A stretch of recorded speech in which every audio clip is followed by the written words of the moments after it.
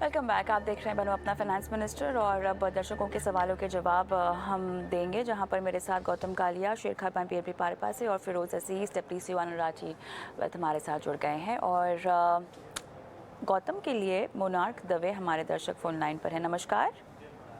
नमस्कार मैडम।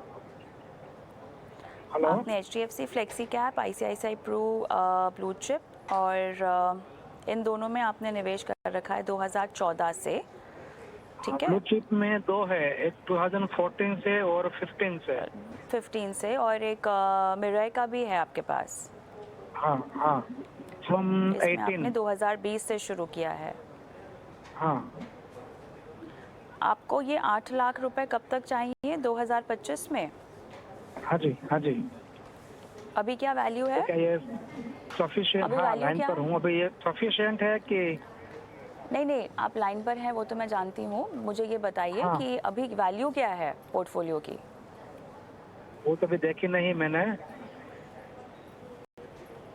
मैं हर 6 अच्छा, महीने में एक बार चेक करता हूँ। नहीं वो तो बढ़िया करते हैं आप। 4,000 रुपये फिलहाल हाँ आप SIP कर रहे हैं, ठीक है। हाँ हाँ गौतम, हाँ। आपके पास है ये सवाल ना? मैं गौतम के पास जाना चाहूँगी। गौतम, मोनाज जी, तो आपका आंसर सिंपल है, सफिशिएंट है। तो आप जो कर रहे हैं, जो 2014 में 2000 डाला है आपने, और फिर 2015 में भी डाला है और 2020 में भी डाला है। ये अगर 12% पे ग्रो होता है 2025 तक ये सारे, तो आपका 8 लाख बन जाएगा। तो 2014 वाला जो है वो 5,40,000 बनेगा, और 2015 और 2020 में डाले वो 2,60,000 बन के कुल मिला के 8 लाख बन जाएगा। आप उस पर थोड़ा सा ध्यान भी रखिए, उनको उनका वैल्यू ट्रैक करिए, और अगर आपका 8 लाख पहले बन जाता है तो आप निकाल भी सकते हैं, क्योंकि आपका वो टारगेट है। या तो फिर थोड़ा सा डेट में डाल सकते हैं बाद में, जिससे आपका थोड़ा रिस्क कम हो जाए। तो अभी के लिए जैसे चल रहा है उसके हिसाब से बन जाना चाहिए। चलिए मोनाक जी, खुशखबरी आपके लिए कि इस निवेश से आपका जो लक्ष्य है वो प्राप्त हो जाएगा। All the best. आगे बढ़ते हैं। सुखदेव जी मेरे साथ फोन लाइन पर हैं। सर नमस्कार। नमस्कार। बताइए सर। एक सवाल था मेरा। जी। वो मैंने एक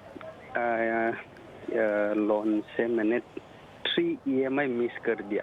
क्या मैं भविष्य में क्रेडिट स्कोर इम्प्रूव करके दोबारा पहले की तरह लोन? कौन सी EMI है ये? किसकी EMI है सर?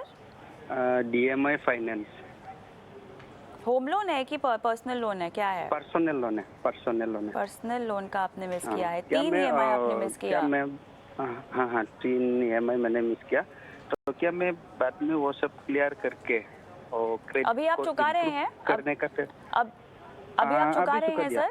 हाँ अभी चुका दिया। जो 3 मिस हुआ था वो भी चुका दिया, और अभी उसके बाद जो बचा हुआ है वो भी चुका रहे हैं, है ना? हाँ नहीं वो चुका रहे। तो क्या मेरा क्रेडिट स्कोर फिर से 800 के ऊपर? ठीक है। टेक्निक कितना समय होगा है ये चुकाकर? कितना समय हो चुका है सर? 1 महीना।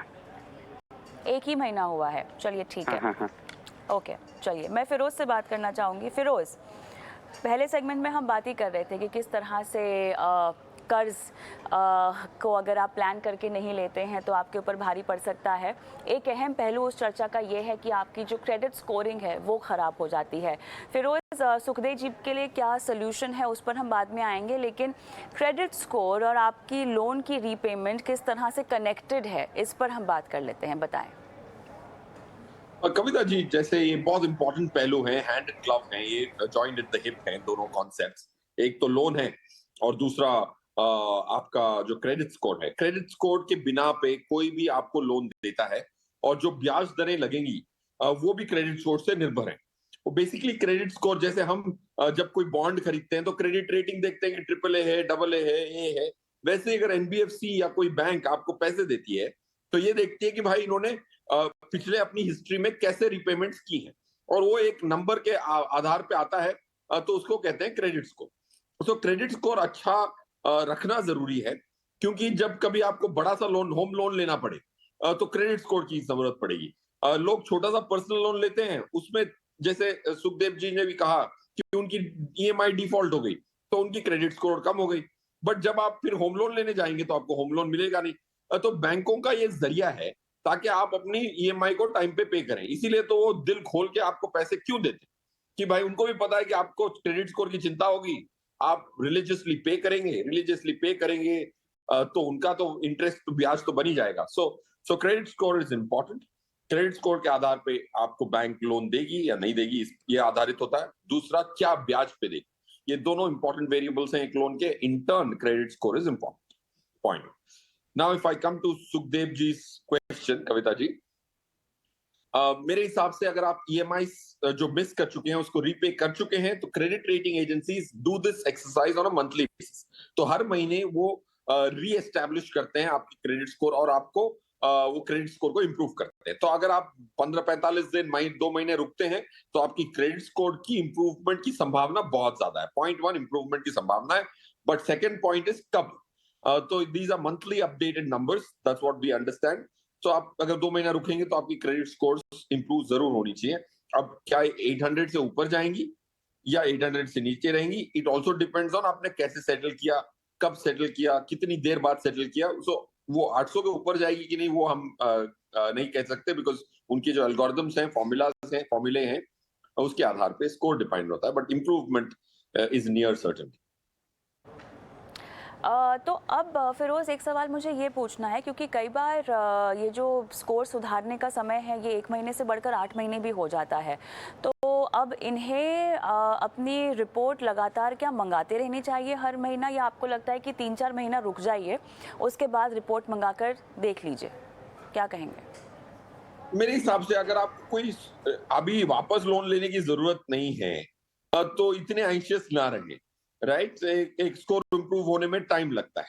जैसे कंपनियों की रेटिंग भी ऐसे ओवरनाइट नहीं बदल जाती। AAA होती है तो कभी AA भी अर्जों लग जाते हैं। AA की कंपनी जो AAA की हकदार है उसको भी रेटिंग चेंज करने में साल भर ही लग जाता है। So don't be so anxious, point 1। Point 2, आपकी करंट स्थिति देख के तो मेरे हिसाब से आपको लोन लेना ही नहीं चाहिए। बिकॉज अगर आपके 3 EMI स्किप हो चुके हैं, नेग्लिजेंस के वजह से हुए हैं, तो भी आपके लिए लोन रिस्की आइटम है। अगर पैसे की लिक्विडिटी की तंगी की वजह से ईएमआई मिस हुई है तब भी लोन आगे नहीं लेना चाहिए। तो आपको you should rather rely on hand loans from friends and relatives. But these are very very, ये जैसे आपने ऐप से लिया है उसका ब्याज दर शायद आपको पता ना हो, बट अगर समझो 25% की अगर ईएमआई होती है, इंटरेस्ट होता है। काफी क्रेडिट कार्ड्स अगर अनपेड रह जाते हैं तो 25% की भी इंटरेस्ट लगती है। तो 10 गुना पे करना पड़ेगा आपको 10 साल में। अगर 10,000 रुपए छोड़ दिए अनअटेंडेड और पे नहीं किया तो 1 लाख रुपए देने पड़ते हैं 10 साल बाद। सो लोन लेना और लेना बहुत गंभीर विषय है। ऐसा it should not be decided overnight. चलिए सुखदेव जी, ये सलाह आपके लिए आती हुई हम आगे बढ़ते हैं। हमारे अगले दर्शक पुष्प जैन हमारे साथ फोन लाइन पर जुड़ गए हैं राजस्थान से। सर नमस्कार, क्या हालचाल? नमस्कार मैडम। नमस्कार सर। सर आपने HDFC flexi cap, Franklin India flexi cap, DSP का स्मॉल कैप में निवेश कर रखा है। 15 साल का समय है। और ICICI prudential large and mid cap में 8,000 रुपए है। HDFC फ्लेक्सी कैप में 8,000 है। फ्रैंकलिन इंडिया फ्लेक्सी कैप में 8,000 हाँ, है। मुझसे वो छूट गया। ICICI प्रो का फंड जी, उसकी डिटेल्स है हमारे पास। इसके अलावा सिल्वर बीस ETF में भी आप पैसे डाल रहे हैं। आपने सॉवरेन गोल्ड बॉन्ड भी ले रखा है, गोल्ड बीस भी ले रखा है जी। मैं बस दोहरा रही हूँ, आपकी इन्फॉर्मेशन को क्रॉस चेक कर रही हूँ। उसके बाद आप जानना चाहते हैं कि डेट फंड, हाइब्रिड या बैलेंस एडवांटेज फंड आपके पोर्टफोलियो में क्या डाला जा सकता है या नहीं। मेरा सवाल आपसे यहाँ पर ये है कि आप ये जो निवेश कर रहे हैं ये अभी से शुरू है? कब शुरू किया ये इन्वेस्टमेंट? अभी, ठीक है। 1 करोड़ 20 लाख रुपए आपको इकट्ठा करने हैं 15 साल में, ठीक है सर? ये आपने किसी आर्थिक सलाहकार से सलाह ली है? बस मैम आपका ही सिर्फ शो देख करके मैंने ये बनाया था। अच्छा, आप वैसे बाजार के जानकार हैं? आप बाजार को पढ़ते हैं, ट्रैक करते हैं सर? हाँ, मैं 92 में अजीत सुराणा बॉम्बे के अंदर BSc ब्रोकर है, उनके पास ब्रोकर था मैं। अच्छा, वही था। अच्छा, अरे तब तो आप बहुत मंझे हुए हैं। फिर आपको हमारा शो आपने फिर भी देखा, मुझे अच्छा लगा ये जानकर।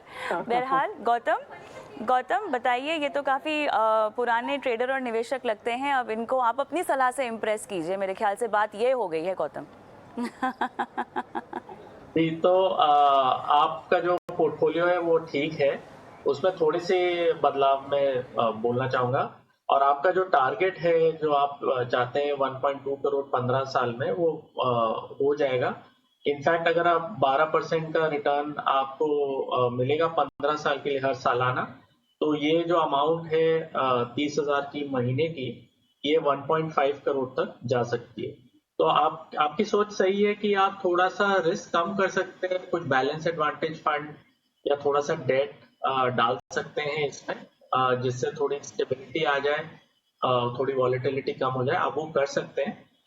मगर मैं आपको ये कहूंगा कि क्योंकि आप मंजे हुए हैं, तो मैं ये कहूंगा कि आप अपने पोर्टफोलियो को जारी रखिए, थोड़ा सा मॉडिफिकेशन। ये आपका लार्ज कैप में मैं थोड़ा सा और बढ़ाना चाहूंगा एलोकेशन। तो ICICI prudential large cap, large and mid cap fund में जो आपका 8,000 जा रहा है, उसमें से आप 1,000 रुपए कोटक ब्लू चिप फंड में डाल दीजिए और 1,000 रुपए एचडीएफसी फ्लेक्सी कैप में डाल दीजिए। और फ्रैंकलिन इंडिया फ्लेक्सी कैप का जो फंड है, वो आप कोटक ब्लू चिप फंड में शिफ्ट कर दीजिए। तो उससे क्या होगा, आपका कोटक ब्लू चिप फंड एक लार्ज कैप फंड हो जाएगा जिसमें आपका 9,000 जा रहा है, एक एचडीएफसी फ्लेक्सी कैप फंड होगा जिसमें आपका 9,000 जा रहा है, और ICICI prudential large and mid जिसमें 6,000, और डीएसपी स्मॉल कैप जिसमें 6,000। इस तरीके से आपका लार्ज कैप का थोड़ा सा फोकस और बढ़ जाएगा, थोड़ा और स्टेबिलिटी आ जाएगी पोर्टफोलियो। चलिए, जैन साहब, कोई सवाल पूछना है आपने गौतम से? कुछ मेरे को मैन अचीवमेंट था, तो सही, बहुत सही बताया, धन्यवाद। चलिए, ऑल द बेस्ट सर। हमारे साथ अगले दर्शक दीपक बिष्ट जुड़ गए हैं फोन लाइन पर। सर नमस्कार, क्या हाल चाल? नमस्कार जी, बढ़िया। अच्छा, आपने जो फंड्स की डिटेल, जी मुझे आपकी आवाज़ आ रही है। जी आपकी आवाज़ आ रही है सर। जो आपने यहाँ पे जो फंड्स की डिटेल्स दी है, ये लगभग 8-9 फंड्स हैं आपके पोर्टफोलियो में। अभी से 10 साल के बाद आपको चाहिए, कब से इन्वेस्टमेंट कर रहे हैं ये?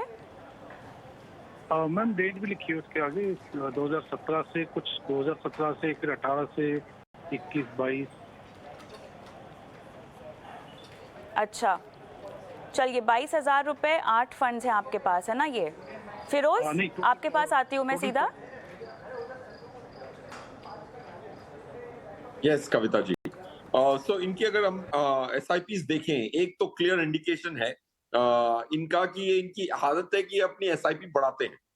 तो आप 22,000 तक पहुंच गए हैं पर मंथ की एसआईपी। अगर 14% की भी रिटर्न मानूं, 10 साल में अगर 1 करोड़ इकट्ठा करना है, तो आज से अगर स्टार्ट कर रहे होते तो 39,000 की जरूरत पड़ती।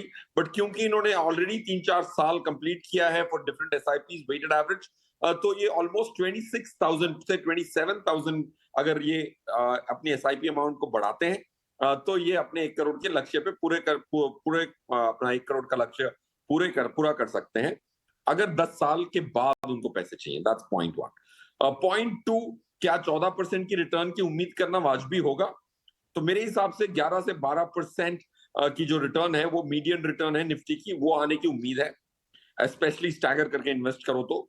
और उसके बाद जो 2-3% का अल्फा है, एक्स्ट्रा रिटर्न है निफ्टी से, वो आपको कविता का शो देख के उनकी जो स्कीमें हैं निष्पक्ष होके जैसे गेस्ट देते हैं, उनके हिसाब से अगर आप ईयरली रिव्यू करेंगे तो एक्स्ट्रा रिटर्न आ सकती है। रहा सवाल आपकी स्कीम्स का, उसमें थोड़ी बदलाव की जरूरत है।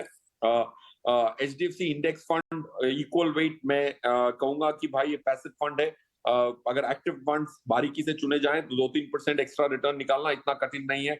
टेक्नोलॉजी फंड, सेक्टर फंड की जरूरत नहीं है आपको, उससे आप अपने पोर्टफोलियो को निजात दे सकते हैं, क्योंकि टेक्नोलॉजी पोर्टफोलियो आपको एग्जिट भी उतनी एफिशिएंटली करना पड़ता है जैसे एंट्री करते हैं। Motilal Oswal S&P 500, I would give a recommendation of an exit. Nippon India Flexi Cap exit, IIFL Quant Fund exit। 2 thematics का स्कीम्स, एक इंडेक्स फंड, एक सेक्टर फंड और एक फ्लेक्सी कैप को एग्जिट करना है, जो स्कीम्स आप अपने पोर्टफोलियो में शामिल कर सकते हैं, and at least you can consider these. और HDFC Flexi Cap, HDFC Small and Mid Cap, ICICI Pru Focused Equity, SBI Contra, Franklin India Blue Chip, Kotak Multi Cap, and lastly ICICI Dividend Yield। ये different category की scheme है. This will give you an exposure to most interesting categories but still the conventional ones. Deepak ji, कोई सवाल पूछना है आपने फिरोज से? शुक्रिया. All the best sir. चलिए हम दर्शकों के और सवाल ले, उसके बीच में शो को आगे बढ़ाते हैं, थोड़ा निवेश के गुरु मंत्र जान लेते हैं.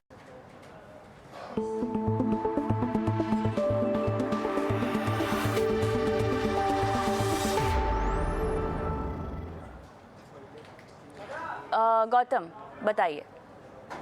जी, तो आज मैं ये बताना चाहूंगा कि जब हम इन्वेस्टमेंट प्लानिंग या फाइनेंस के बारे में पढ़ते हैं तो दो तरह के रिस्क जानते हैं हम. एक है सिस्टमैटिक रिस्क और एक अनसिस्टमैटिक रिस्क. तो अनसिस्टमैटिक रिस्क वो होता है जो कंपनी या इंडस्ट्री से जुड़ा होता है और सिस्टमैटिक रिस्क वो होता है जो मार्केट से जुड़ा होता है. तो आज मैं एक तीसरे रिस्क के बारे में बात करना चाहूंगा, वो है बिहेवियरल रिस्क. और वो बिहेवियरल रिस्क वो निवेशक रिस्क लेता है, वो डिस्प्ले करता है जब वो या तो कुछ गलत प्रोसेस फॉलो करता है निवेश करते हुए या गलत बिहेवियर डिस्प्ले करता है निवेश करते हुए. तो ये चीज जानिए और इससे बचिए क्योंकि ये रिस्क से काफी नुकसान भी हो सकता है और अगर ये रिस्क को काबू में करे तो काफी फायदा भी हो सकता है. फिरोज, आपका गुरु मंत्र? और देखिए मेरा एक सिंपल सा गुरु मंत्र है कि आपको कोई भी इन्वेस्टमेंट वो नहीं करनी जहां लॉक इन हो. काफी लोग बहुत सारे इन्वेस्टमेंट्स लॉक इन करते हैं, बीट इंश्योरेंस पॉलिसी, ईएलएसएस में उतना ही करना है जितना एटीसी आपको गुंजाइश देता है. काफी सारे लॉक इन इन्वेस्टमेंट्स को हमने एनालाइज किया vis-a-vis the same fund managers non locked in investment. ये शॉकिंग था कि जहां उनको ज्यादा वक्त मिला था फंड मैनेजर्स की लतारजी ज्यादा थी. वैसे ही कभी भी आप अपने पैसे को, हार्ड अर्न मनी को लॉक इन ना करें. कोई भी ऐसा इन्वेस्टमेंट जहां पे यू टर्न ना हो उस रास्ते नहीं चढ़ना चाहिए. आप कोई भी जैसे आप कोई रोड लेते हैं, एक हाईवे लेते हैं, अगर समझिए मुंबई पुणे हाईवे 100 किलोमीटर तक अगर यू टर्न ना हो तो सोच समझ के जाना चाहिए आपको. तो काफी लोग अपने पैसे को लॉक इन कर देते हैं. I think that's one thing which मेरे पोर्टफोलियो में मैं लॉक इन चीज नहीं खरीदता हूं. तो वही मेरे हिसाब से एक गुरु मंत्र हो सकता है.